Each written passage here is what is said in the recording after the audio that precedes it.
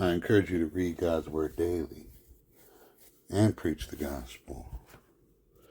Thy word is a lamp under my feet and a light under my path. He that winneth souls is wise. Join me in Job 4-5. But first God so loved the world, that he gave his only begotten Son, that whosoever believeth in him should not perish, but have everlasting life. Being made so much better than the angels, he hath by inheritance obtained a more excellent name than they. That name is Jesus, Jesus. There's none other name under heaven given among men whereby we must be saved. And he came unto his own, and his own received him not. Being free of sin, he was condemned to the cross, where he died for the sins of the world. He was buried in a sepulchre, and on the third day the power of God raised him from the dead, and he was seen alive by over 500 witnesses at once. Rejoice evermore. Job 4. Then Eliphaz the Temanite answered and said, If we essay to commune with thee, wilt thou be grieved? But who can withhold himself from speaking? Behold, thou hast instructed many, and thou hast strengthened the weak hands. Thy words have upholded him that was falling, and thou hast strengthened the feeble knees. But now it is come upon thee, and thou faintest. It toucheth thee, and thou art troubled.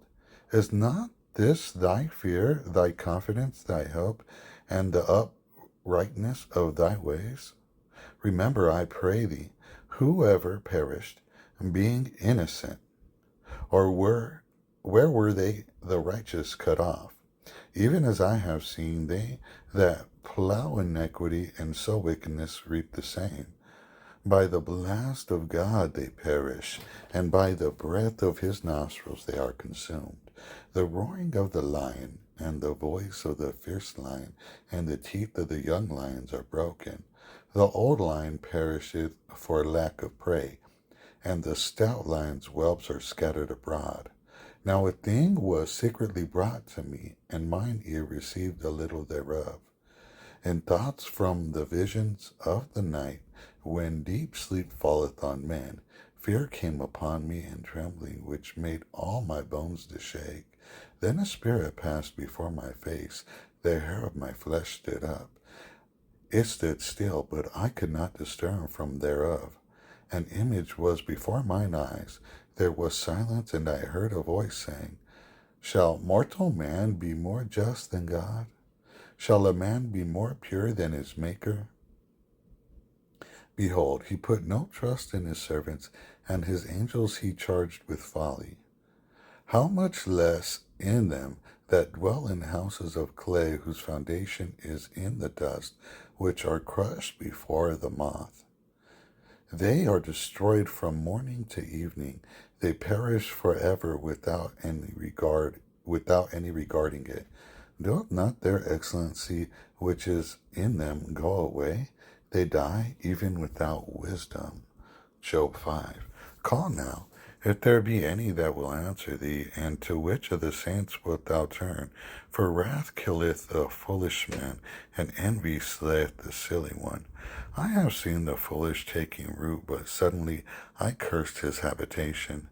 His children are far from safety, and they are crushed in the gate. Neither is there any to deliver them. Whose harvest the hungry eateth up, and taketh it even out of the thorns, and the robber swalloweth up their substance. Although affliction cometh not forth of the dust, neither doth trouble spring out of the ground, yet man is born unto trouble, as the sparks fly upward. I would seek unto God, and unto God would I commit my cause, which doeth great things and unsearchable, marvelous things without number, who giveth rain upon the earth, and sendeth waters upon the fields, to set up on high those that be low, that those which mourn may be exalted to safety. He disappointeth the devices of the crafty, so that their hands cannot perform their enterprise. He taketh the wise in their own craftiness, and the counsel of the froward is carried headlong. They meet with darkness in the daytime, and grope in the noonday as in the night. But he saveth the poor from the sword, from their mouth, and from the hand of the mighty. So the poor hath hope, and iniquity stoppeth her mouth. Behold, happy is the man whom God correcteth. Therefore despise not thou the chastising of the Almighty. For he maketh sore and bindeth up, he woundeth, and his hands make whole. He shall deliver thee in 6 troubles, yea, in 7 there shall no evil touch thee. In famine he shall redeem thee from death, and in war from the power of the sword. Thou shalt be hid from the scourge of the tongue, neither shalt thou be afraid of destruction when it cometh. At destruction and famine thou shalt laugh, neither shalt thou be afraid of the beast of the earth. For thou shalt be in league with the stones of the field, and the beasts of the field shall be at peace with thee. And thou shalt know that thy tabernacle shall be in peace. And thou shalt visit thy habitation, and shalt not sin. Thou shalt know also that thy seed shall be great, and thine offspring as the grass of the earth. Thou shalt come to thy grave in a full age, like as a shock of corn cometh in his season. Lo, this we have searched it, so it is. Hear it, and know thou it for thy good. Job 6. But Job answered and said, Oh, that my grief were thoroughly weighed, and my calamity laid in the balances together, for now it would be heavier than the sand of the sea. Therefore my words are swallowed up, for the arrows of the Almighty are within me. The poison whereof drinketh up my spirit. The terrors of God do set themselves in array against me. Doth the wild ass bray when he hath grass, or loweth the oxen over his fodder? Can that which is unsavory be eaten without salt?